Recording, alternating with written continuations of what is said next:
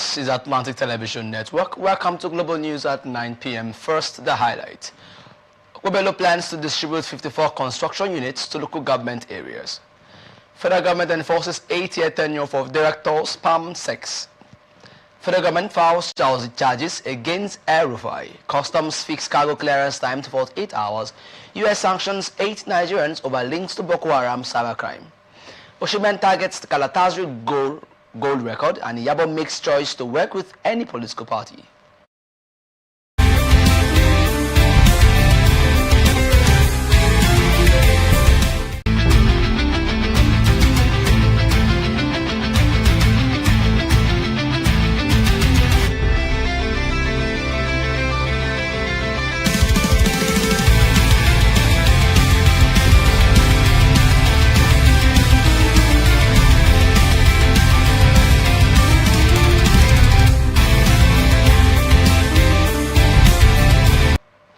Welcome back. Edo State Governor Monday Kwebelo has concluded plans to formally present 54 units of construction equipment to the 18 local government councils across the state. A statement by his CPS, Patrick Ebojele, the event scheduled for Thursday in Benin City, underscores Governor Kwebelo's administration's commitment to practical governance, real infrastructure renewal, and the strengthening of local government governance structures. According to Ebojele, the commissioning will be performed by the Minister of the Federal Capital Territory, Yesom Wike, and will feature top government officials, political stakeholders, traditional rulers, and community leaders.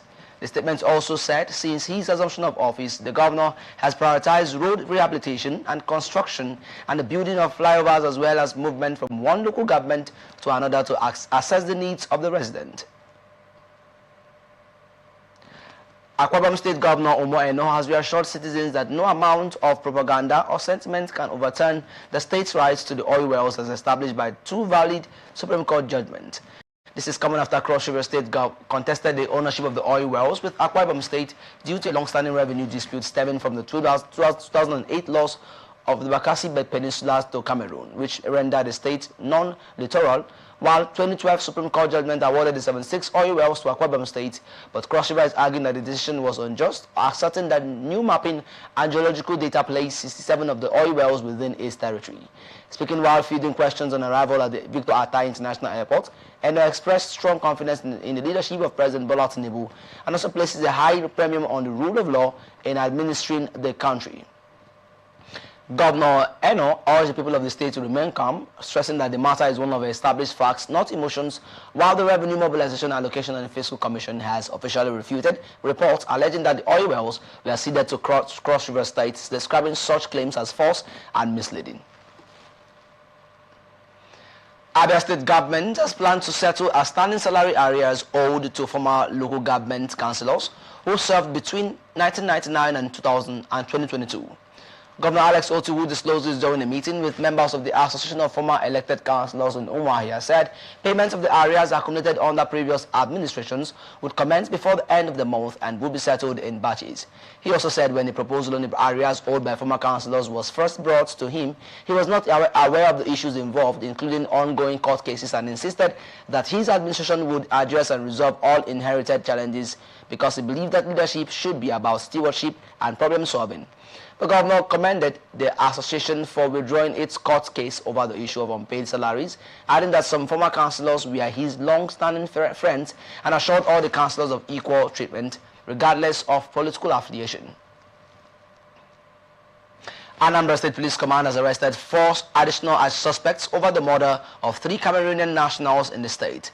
This is coming after the gang of suspects reportedly kidnapped and murdered the victims in November 2025 and dumped their bodies in a river in Anambra West local government area of the state. Some days later, police operatives found the decomposing bodies floating on the river. Following the discovery, the command launched an investigation which led to the arrest of 2 suspects who had been assisting with information.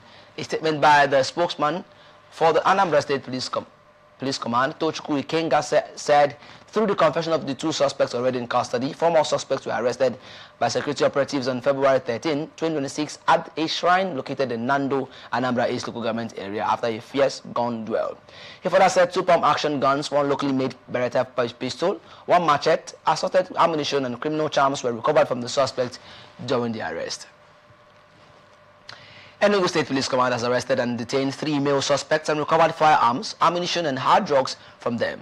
A statement by the command's spokesman, SP Daniel Ndukwe in Enugu said on January 19, police operatives of the Anti-Cultism Tactical Squad, acting on credible intelligence, detained Emmanuel Mba, 31, and Nnam Onukube, 35, in Akunano, ex-axis of Enugu South local government area.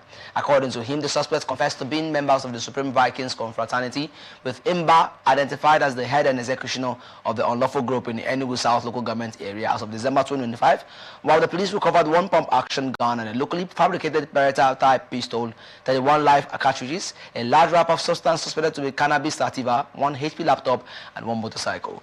The spokesman said in a related operation on January 31, police operatives raided criminal hideouts in the Agbani axis of the state, detaining 8 suspects, while the state's commissioner of police, Mr. Maman Giwa, had reassured the public of the command's firm resolve to protect lives and property. He warned individuals involved in armed robbery and related crimes, cultism and illicit drug activities to repent or face the full weight of the law.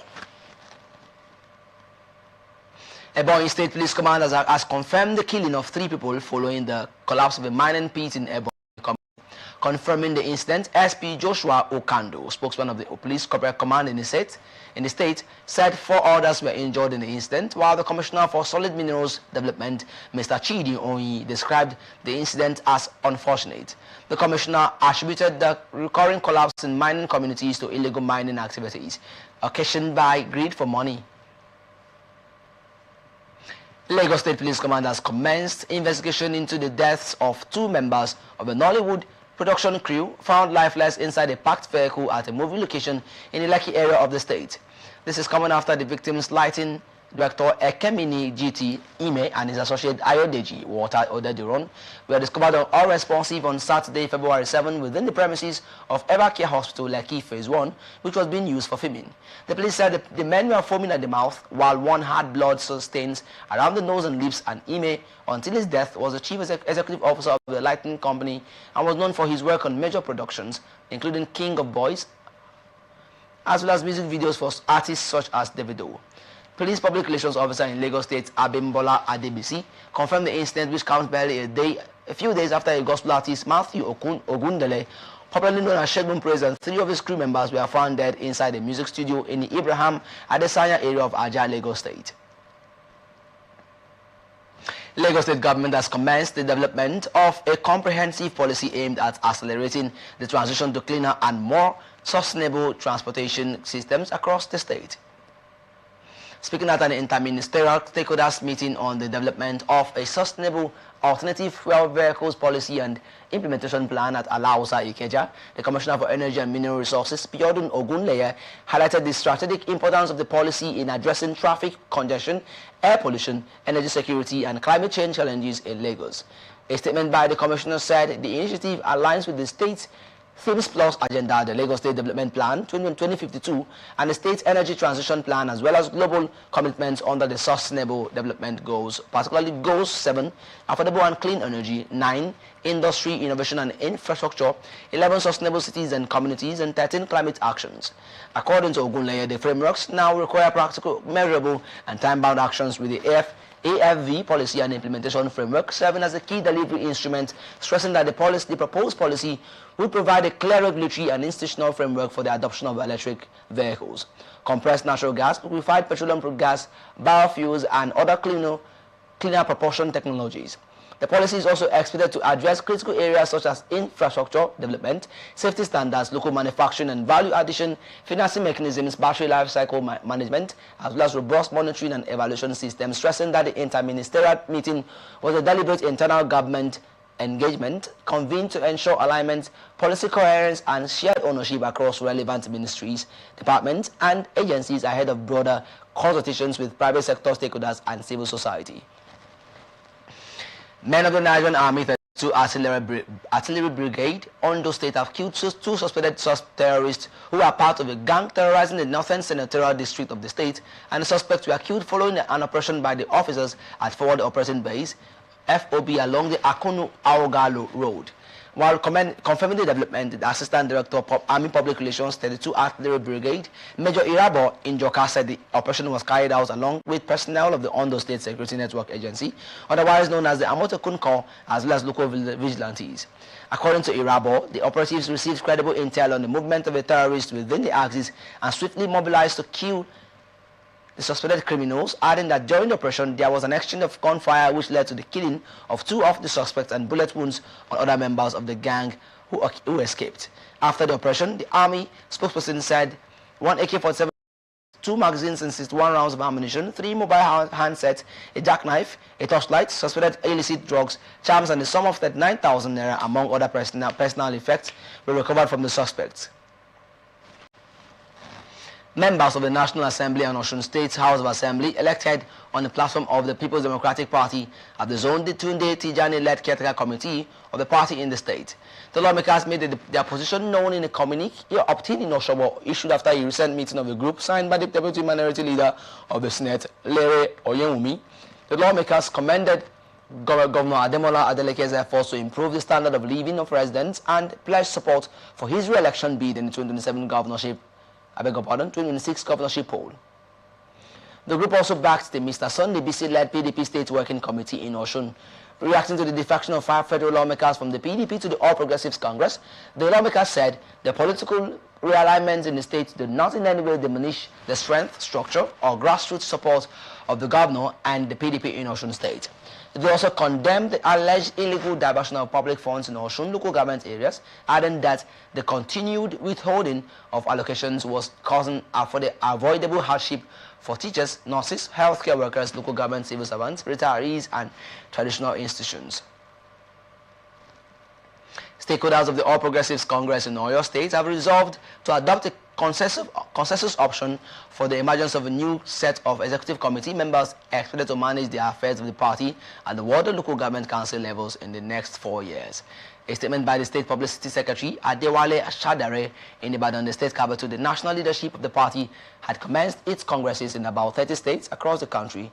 Shadare said proactive steps were being taken to ensure that the conduct of the congresses was done to further solidify the existing unity and harmony within its folds as against what was experienced in 2018 and 2022, which eventually affected its chances in the 2019 and 2023 governorship and House of Assemblies polls.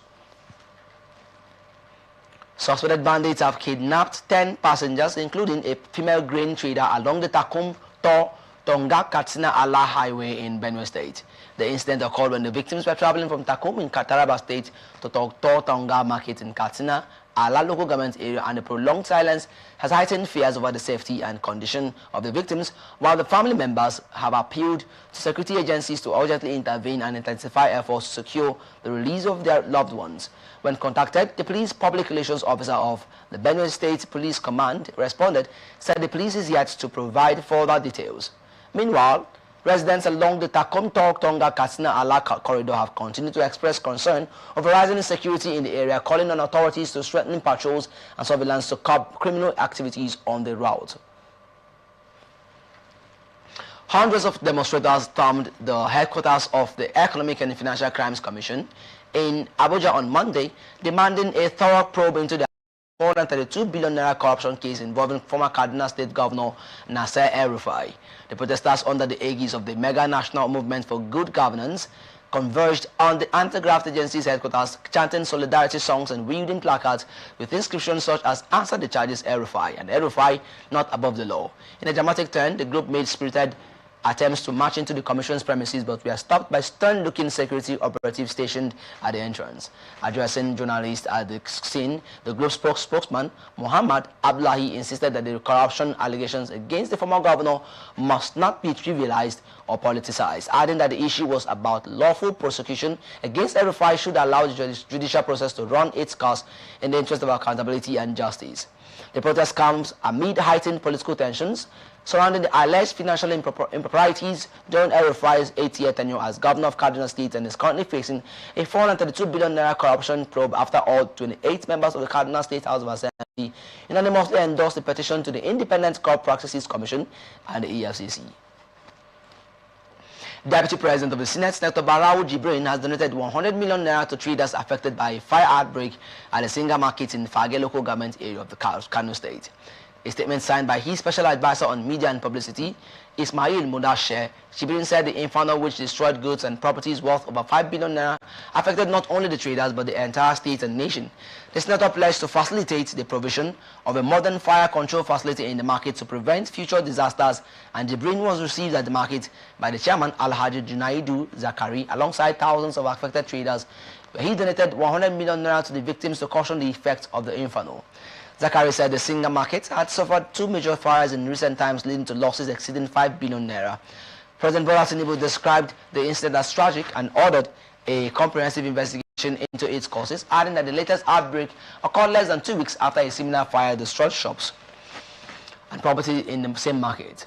Kano State Governor Abba Kabir Yusuf, who visited the Gidan Gilas section of the market during the blaze, urged the federal government to provide modern firefighting equipment, including air support, to strengthen emergency response.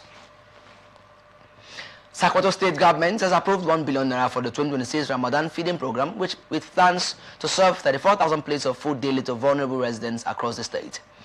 Governor Ahmed Ali formally flagged off the program at the History Bureau in Sokoto, describing it as a critical social intervention aimed at easing the burden on fasting Muslims and strengthening compassion, unity and community support during the holy month. According to the governor, the number of feeding centers has been increased from 155 to 170 following public demand, with each center designed to cater for about 200 beneficiaries at a time, adding that the feeding initiative was part of broader efforts by his administration to promote Islamic values and social welfare, including the rehabilitation of mosques and schools and the payment of monthly allowances to Jumu'ah mosques. He called on religious bodies, philanthropists and members of the public to complement government efforts by supporting the less privileged, stressing that collective responsibility is key to ensuring no one goes hungry during Ramadan. The government also said the program initiated 19 years ago during the administration of Aliyu Wamako had continued to provide relief to thousands of residents, underscoring the state's sustained commitment to poverty alleviation. Troops of the Joint Task Force Operation Head Hadin Kai have repelled coordinated attacks by suspected Boko Haram and ISWAP fighters in Poka and Mandaragirao communities of Borno State. A statement by the Media Information Officer of Operation Hadin Kai, Lieutenant Colonel Sani Uba, the attacks occurred when insurgents attempted to overrun military positions in the two locations, while terrorists advancing from the Sambisa forest axis launched a fierce assault on troops of Sector 1 in Poka, and the soldiers engaged the attackers in what was described as an intense firefight, successfully containing and reversing the attack. The military said there were no casualties among troops during the Poka engagement. The military further said follow-up operations along the Kimba axis revealed blood trails, shallow graves and abandoned items, while eyewitnesses' accounts suggested that several injured terrorists were evacuated from the battlefield. The High Command commended the troops for what it described as professionalism and resilience, stating that the failed attacks reflected the increasing pressure on terrorist groups operating in the northeast. You're watching the Global News on Atlantic Television Network. We're going on a short break. I'll be back after this break. Do stay tuned.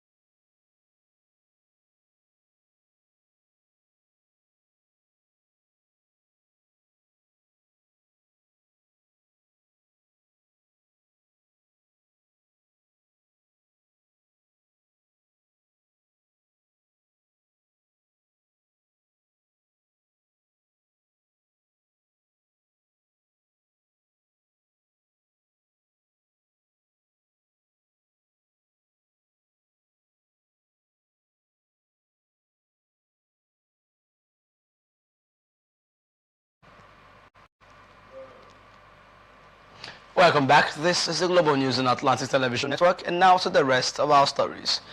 Vice President Kashim Shettima has returned to Abuja after representing President Bola Tinubu at the 39th Ordinary Session of the Assembly of African Union Heads of State and Government and the 30th AU General Assembly held in Addis Ababa, Ethiopia at the weekend. Senior Special Assistant to the Vice President on Media and Communications, Stanley Nkwocha, reviewed this in a statement signed and titled VP Shettima Back in Abuja after successful engagement at the 39th AU Summit with the theme Assuring Sustainable Water Availability and Safe Sanitation Systems to Achieve the Goals of Agenda 2063, brought together African heads of state and government to advance the continent's commitment towards sustainable water management, improve sanitation, and the development aspirations outlined in the AU's long-term Agenda 2063 framework. Shettima participated in the level side event and held bilateral engagement with political and business leaders on the margins of the summit aimed at strengthening Nigeria's diplomatic, economic and strategic partnership across the continent, and also held a meeting with United Nations Secretary General Antonio Guterres, who urged Nigeria to lead Africa's push for a restructured global order, describing the country as uniquely positioned to steer the continent toward superpower status. He used the summit platform to advocate for a continental shift toward health, security, sovereignty in Africa, while calling on African nations to move away from dependence on foreign aid and build self-sufficient, homegrown health systems.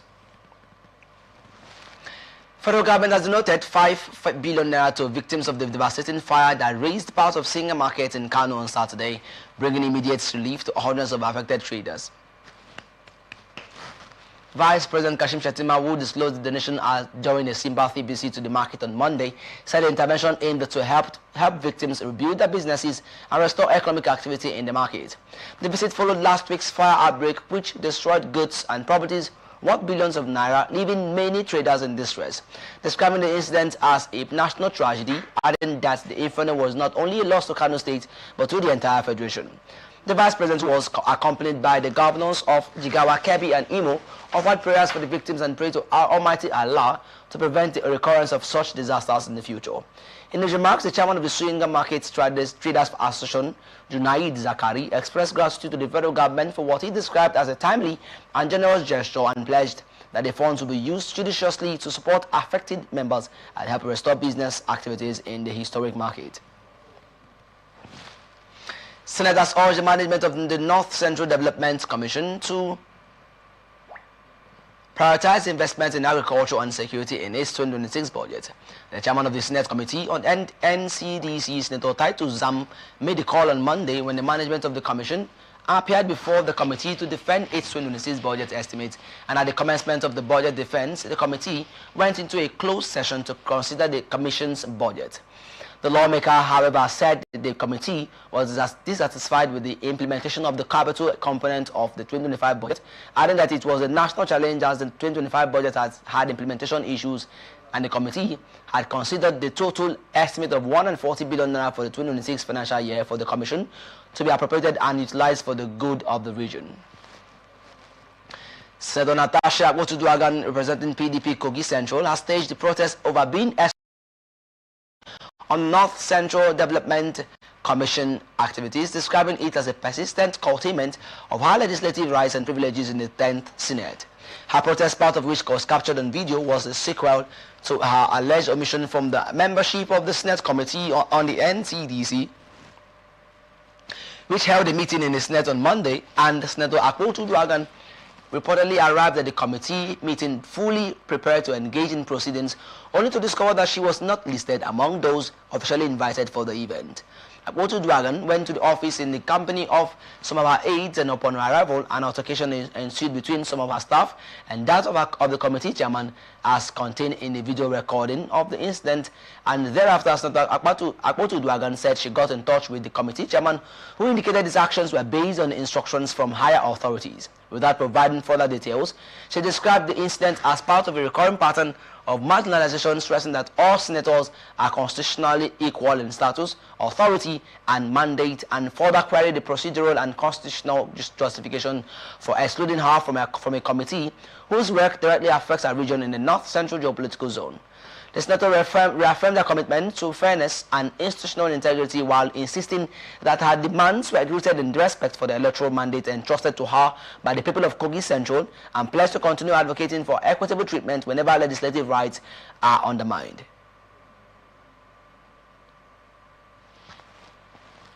United Front from National Assembly's Joint Army Committees has given support to the Nigerian Army's 1.504 trillion naira 26 budget request, committing to expedite releases amid broader fiscal tensions. Following the defense session in Abuja with Chief of Army Staff Lieutenant General Waheed Shaibu, Senate Committee Chairman Senator Abdulaziz Yar'Adua have commended the proposal as fitting for vital defense duties.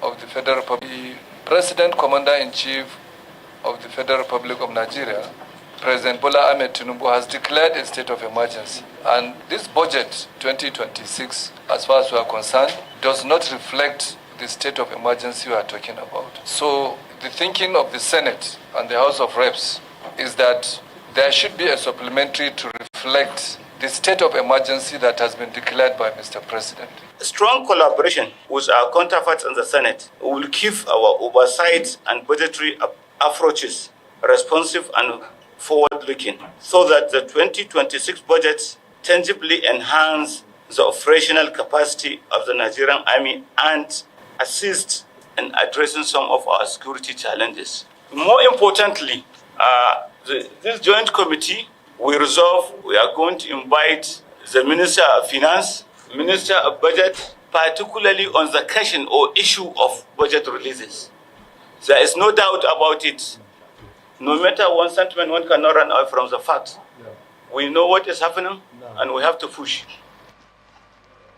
Joint Committee on Air Force dismissed the 2026 budget proposal of Air Force, describing it as woefully short for tackling banditry and threats, while the Finance Committee halted the Accountant General's proposal about 2025 release shortfalls and 2.2 trillion naira in unpaid contractors. The Defense Committee is pushing for holistic strategies, including cyber defenses and community efforts. Senators urged the management of the North Central Development Commission, NCDC, to prioritize investments in agriculture and security in the implementation of its 140 billion naira 2026 budget. Chairman of the Senate Committee on NCDC, Senator Titus Zam, gave the directive when the management of the commission appeared before the committee to defend its 2026 budget estimates at the National Assembly. The committee, shortly after commencement of the exercise, went into a closed-door session to deliberate on the proposals. Addressing journalists after the session, Zam said the panel considered all the budgetary items and found them relevant to the needs of the North Central region.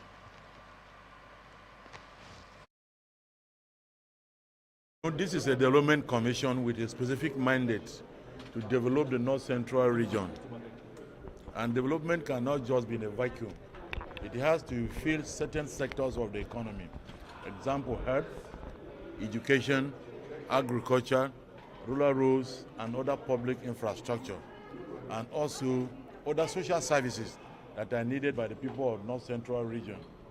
For this commission, you know that North Central is mostly agricultural, and so agriculture must take a pride of place, and it has been so embedded in their budget.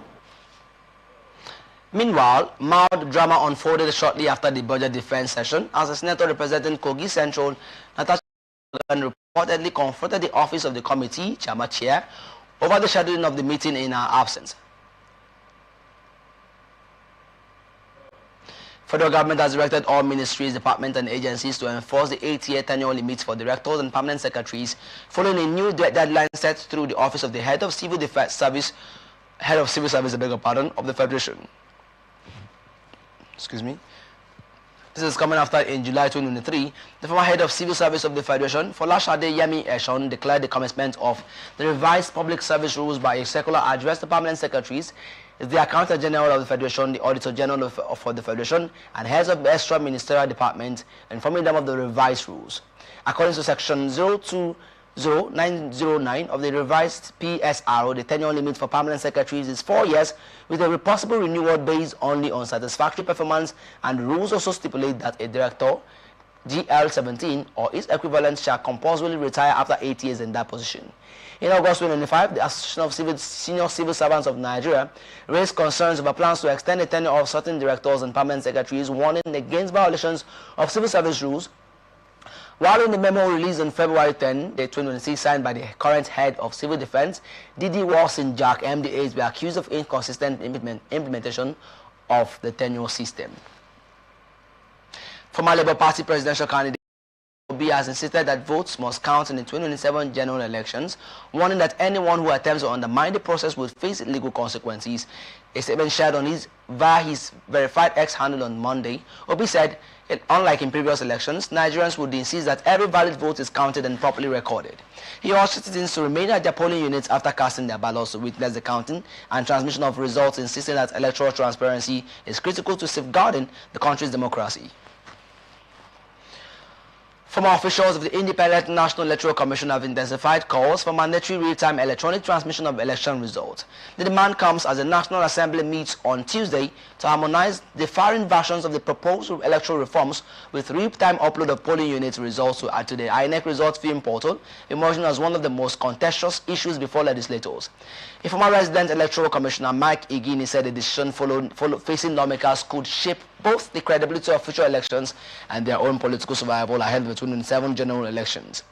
A statement argued that loopholes allowing result alteration during manual collation had historically worked against sitting lawmakers who lost party backing, while many candidates who were denied party tickets contested on alternative platforms but were defeated despite strong grassroots support because polling unit results could allegedly be altered at collation stages, while mandatory real-time transmission would make results publicly verifiable and deter tampering. Also speaking, ex-INEC Federal Commissioner Professor Lai Olurode warned against over-reliance on machines to conduct elections, saying it may trigger crisis, and suggested a combination of electronic and manual transmission of results, stressing that third world countries are often skeptical about the use of technology mainly to conduct their elections due to the high possibility of failure. Interparty Advisory Council has cautioned the National Assembly against introducing amendments to the Electoral Act that could weaken transparency in the electoral process ahead of the 2027 general elections. IPAC National Chairman Yusuf Dantali, who discloses while electoral reforms are necessary, said lawmakers must ensure that proposed changes do not create fresh challenges or erode public confidence, and describe the polls as competitive but acknowledged operational shortcomings. He warned against expanding the electronic processes without adequate infrastructure and security safeguards, adding that the remarks come as the National Assembly prepares to reconvene for an emergency plenary session on Tuesday to deliberate on the 2007 election timetable released by the Independent National Electoral Commission and to resolve outstanding differences in the proposed amendment to the Electoral Act 2022. While the House of Representatives had earlier fixed Tuesday, February 17 for the emergency sitting, House spokesperson Akin Rotimi confirmed the development, while the clerk to the National Assembly later said both chambers would reconvene, while urging lawmakers to adjust the schedules accordingly. The chairman of the House Committee on Electoral Matters, Adebayo Balogun, has said harmonization efforts were ongoing alongside preparations for the emergency plenary, adding that a 24-member harmonization committee comprising 12 lawmakers from each chamber would resolve outstanding differences by adopting either the Senate's or the House's position on each disputed provision. Aggrieved women have staged a peaceful rally at the main entrance of the National Assembly, urging lawmakers to fast-track the passage of the Women Reserved Seats Bill ahead of the 2007 general election. The proposed legislation is among the 44 prioritized constitutional amendment bills currently awaiting final voting by the National Assembly and subsequent approval by state houses of assembly, and if passed, the bill will after the national constitution to create reserved seats for women in the National Assembly and state houses of assembly. The measure is designed as a temporary intervention to address the persistently low representation of women in Nigeria's legislative chambers by creating special constituencies to be contested exclusively by women. Addressing the rally, former convener of the Nigeria Civil Society Situation Room, NOB, commended lawmakers for the progress recorded so far, but urged them not to delay its final passage, adding that timely passage of the bill would allow political parties and prospective female candidates adequate time to prepare for the 2007 general elections. Also speaking, Rahila Dawuda, who represented the International Federation of Women Lawyers, described the current level of female representation in Nigeria's legislation as unacceptable. Federal government has filed charges against the former Kaduna State Governor Nasir El-Rufai before the Federal High Court, Abuja Judicial Division by the Federal Republic of Nigeria as a complainant and El-Rufai as defendant. The prosecution claimed that El-Rufai admitted that he and others unlawfully intercepted the phone communications of the National Security Advisor, Nuhu Ribadu, and the federal government alleges that the admission amounts to an offense contrary to and punishable under Section 12, Subsection 1 of the Cybercrimes Prohibition, Prevention, etc. Amendment Act 2024. While Count 2 alleges that El-Rufai stated during the same interview that he knew and related with individuals who unlawfully had intercepted Ribadu's phone communications but failed to report them to relevant security agencies, contrary to Section 27, Paragraph B of the Cybercrimes Amendment Act 2024. And the third count also claimed that El-Rufai and others still at large, sometime in 2026 in Abuja, used technical equipment or systems to unlawfully intercept the National Security Advisor's phone communications, an act said to have compromised public safety and national security, contrary to Section 131, Paragraph 2 of the Nigerian Communications Act 2003. The offense in count 3 is contrary to and punishable under Section 131, Paragraph 2 of the Nigerian Communications Act 2003, and as of the time of filing this report, I beg your pardon, no date had been fixed for El-Rufai's arraignment. And now to some business news. The Revenue Mobilization, Allocation and Fiscal Commission has its own media report alleging that certain disputed crude oil and gas wells have been recommended for ceding to specific oil-producing states, insisting that no such decision has been taken. A statement by the chairman of the commission, Dr. Mohammed Shehu, said the attention of the Revenue Mobilization, Allocation and Fiscal Commission had been drawn to a purported report allegedly issued by the Interagency Committee on the verification of coordinates of disputed crude oil and gas wells between states, which was circulating in sections of the national media. The commission said the report claimed that recommendations had already been made to cede certain oil wells to particular states and described the report as misleading, premature, and does not represent the position or conclusions of the Revenue Mobilization, Allocation and Fiscal Commission. The commission also said it operates a clearly defined and transparent procedure in handling assignments of national significance, stressing that the process on the disputed oil wells had not been concluded. According to the statement, after the observations and recommendations of the agencies are received, the matter will be subjected to further scrutiny by the Commission's internal tripartite committees, comprising the Committee on Crude Oil, Gas and Investment, and the Legal Matters Committee, stressing that upon completion of the institutional processes, its final report would be formally transmitted to the President and the Attorney General of the Federation for necessary consideration and further action in line with applicable laws and the constitutional provisions. Nigeria Labour Congress has threatened the nationwide industrial showdown over the persistent collapse of Nigeria's electricity grid, declaring that a decade of power sector privatization has delivered darkness, exploitation, and economic pain to citizens. The Congress also described the banding of electricity supply into A, B, and C as a form of institutionalized extortion. Speaking at the National Union of Electricity Employees Annual Conference of Women and Youth in Abuja, the NLC President, Joe Ajero, issued what he described as a final warning to authorities and power sector operators, insisting that organized labor would resist any further tariff increases or policies that deepen hardship without improving supply. Describing the situation as shameful and a demonstration of how stagnated Nigeria has become, Ajero issued a scorching indictment of the current power sector regime and called for an immediate and comprehensive review of the entire sector. The NLC stressed that electricity is not a luxury for the rich, but a social service essential for national development, adding that it is only the state that can hear the huge capital investments required and the long gestation period for returns. It claimed that the private sector had failed and that it was time to take back the power for the people. Nigeria Customs Service has fixed cargo clearance time to 48 hours and also eliminates redundant checks, expedite dispute resolution within the nation's seaport and land borders with the unveiling of a one-stop shop initiative. The Comptroller General of Customs, Adewale Adeniyi, disclosed this in Lagos at the official launch and represented at an event by the Deputy Comptroller of Customs in charge of enforcement, Timi Bomodi, said the one-stop shop initiative is firmly anchored in Nigeria's broader business environment reforms under Executive Order 001 and the Business Facilitation Act, which emphasize transparency, service timelines, digitization, and interagency coordination.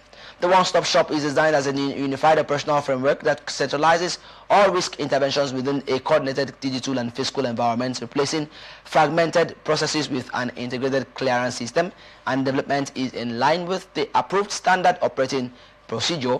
The platform brings together valuation, customs processing centers, intelligence, enforcement, compliance, monitoring, and gate operations into a single workflow supported by digital tracking and clearly defined escalation paths.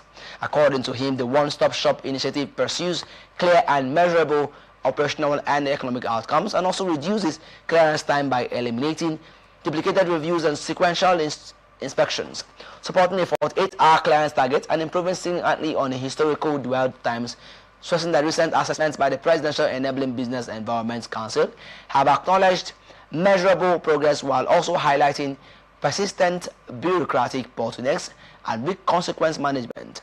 He said over time, risk intervention at the declaration processing stage evolved into a fragmented structure in which valuation, enforcement, intelligence, compliance, and processing units operated largely in isolation with limited coordination and unclear accountability.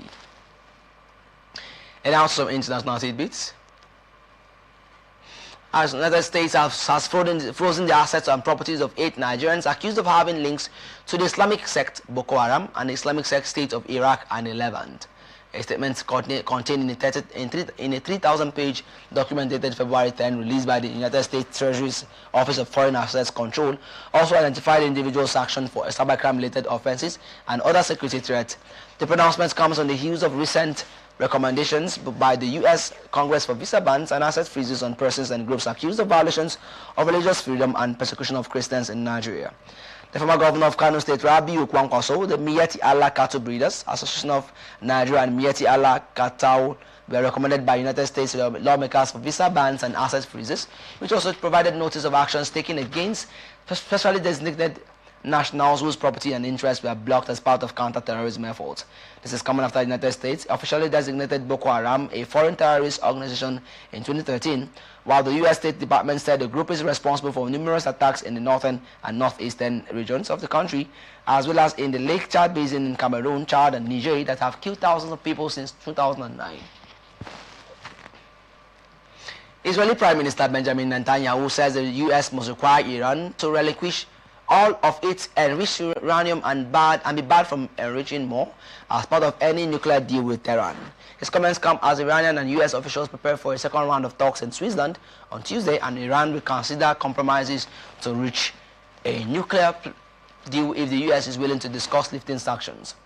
Iranian Deputy Foreign Minister Majid Takht Ravanchi in Tehran said Iran regards zero enrichment as a red line and the violation of its rights under the Nuclear Non-Proliferation Treaty, while the U.S. has powered pressure on Iran to reach a deal and has built up its military capabilities in the Middle East, sending 2 aircraft carriers, including its largest ever warship to the region. Additional American naval forces will protect against any potential threats in the region. U.S. Secretary of State Marco Rubio in Slovakia said U.S. President Donald Trump prefers diplomacy and an outcome of negotiated settlement over direct attacks on Iran.